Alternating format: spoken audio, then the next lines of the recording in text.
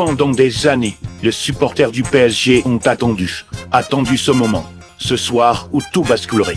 Ils ont vu les défaites, les humiliations, les cauchemars en huitième, en quart, en finale. Mais cette fois, ce n'était plus un rêve, c'était la dernière bataille.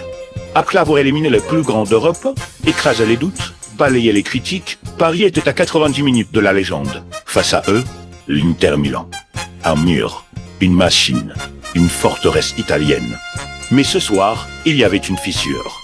12e minute, Vitinha intercepte. Il relance. Doué, jeune prodige, voit l'espace et trouve Hakimi dans une course supersonique. Une passe, une frappe, un éclair, but. La foule explose et dans cet instant, quelque chose de mythique se produit. La combinaison entre Doué et Hakimi est trop parfaite. Ils fusionnent. Naît alors Haki-Doué.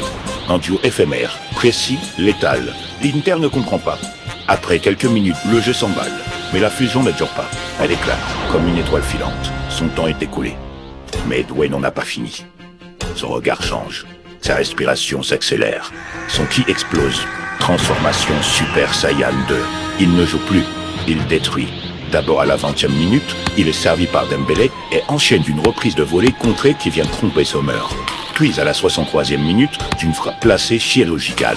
La défense italienne est à genoux, le PSG est en feu. 3-0. Mais pourquoi? Pourquoi tant d'espace?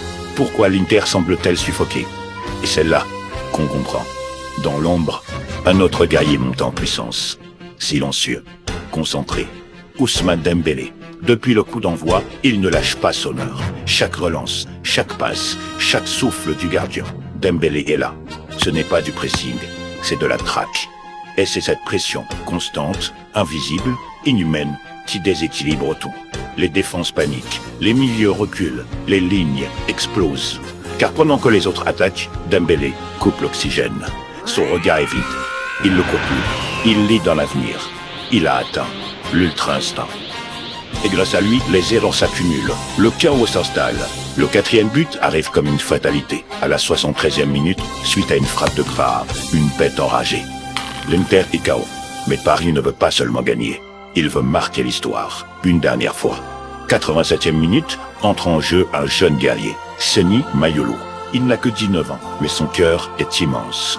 Et dans ce moment suspendu, tout le monde lève les bras. Le stade, les téléspectateurs, les rues de Paris. Une énergie pure traverse toute la planète.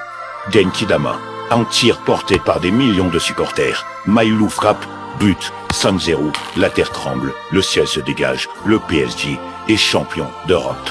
Les joueurs s'effondrent, certains crient, d'autres pleurent, et la coupe est là, enfin. Et alors que Dembélé s'en approche, il la soulève, et dans le reflet du trophée, il aperçoit un visage, le sien. Mais ce n'est pas juste lui. Un reflet doré y apparaît. Il porte le ballon d'or. Ce soir-là, tous les joueurs ont triomphé. Mais ce n'est pas qu'un club qui a gagné. C'est une ville qui a guéri, un peuple qui a vibré, un pays entier qui a rêvé.